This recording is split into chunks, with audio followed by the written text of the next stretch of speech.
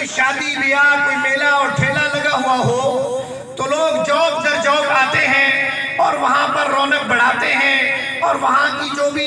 قبیحات اور منکرات رسوم و رواج ہوتے ہیں ان کے اندر وہ مشغول اور مصروف ہوتے ہیں۔ لیکن قرآن کریم کا تذکرہ سننا اور سنانا، پڑھنا اور پڑھانے کے سلسلے میں ذرا کھینچے کھینچے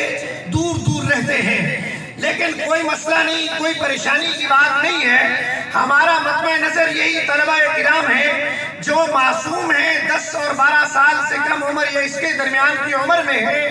انہی بچوں پر ہم محنت کر رہے ہیں۔ رب تعالیٰ نے جیسے قرآن کریم میں فرمایا اِنَّا نَحْنُ نَزَّلْنَا الذِّكْرَ وَإِنَّا لَهُ لَحَافِظُونَ، بے شک ہم نے اس ذکر کو، اس قرآن کریم کو اتارا ہے اور ہم ہی اس کی حفاظت کریں گے۔ لوگوں کو، سرداروں کو، جگیرداروں کو، وڈیروں کو، مالداروں کو ان کی مالداری محبوب ہو، پسند ہو، مبارک ہو۔ وہ لوگ کوٹھیوں اور بنگلوں اور زیب و زینت کی جو عیش و عشرت قدوں میں مصروف اور مشغول رہیں، لیکن ہم بوریا نشی، خاک نشی، قرآن کے ساتھ، اللہ کی کتاب کے ساتھ محبت کرتے ہیں، مودت کرتے ہیں، اور اپنی خواہش اور تمنا اور آرزو یہی رکھتے ہیں کہ اللہ تعالی ہمارا خاتمہ بھی اسی قرآن کے ساتھ وابستہ فرما دے۔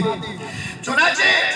کوئی آئے یا نہ آئے، لیکن کلام حکیم کی حفاظت رب تعالیٰ نے کرنی ہے۔ اس کی گواہی، اس کی شہادت، اس کا وعدہ اللہ تعالیٰ نے قرآن کریم میں فرما دیا ہے۔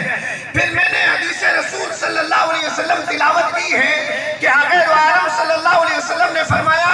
خیرکم من تعلم القرآن وعلمہ، تم میں سے بہترین وہ لوگ ہیں جو قرآن پڑھیں، قرآن سیکھیں اور قرآن دوسروں کو سکھائیں۔ ہم عصریات کے مخالف نہیں ہیں بلکہ داعی ہیں، اور ہم تو یہ کہتے ہیں وَعَلَّمَ آدَمَ الْأَسْمَاءَ كُلَّهَا کے اندر امام فخر الدین رازی فرماتے ہیں رب تعالیٰ نے حضرت آدم علیہ السلام کو